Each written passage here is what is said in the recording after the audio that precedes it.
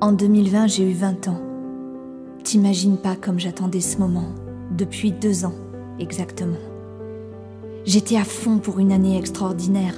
J'avais prévu un grand voyage avec un petit sac à dos et plein d'idées en tête, histoire de faire le tri dans mes envies.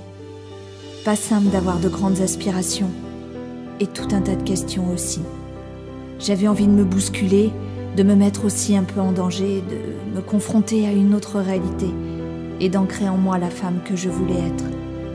Mais en 2020, c'est un autre voyage qui m'a emportée et s'est enfermé entre 4 murs que j'ai eu 20 ans en 2020.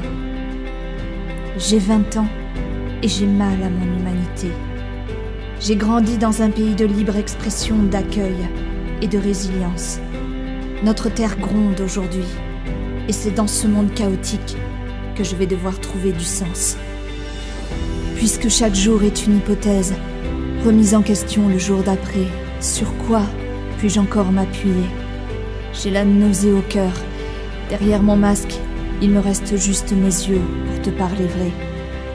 J'ai ces mots gravés dans ma tête et je m'y accroche.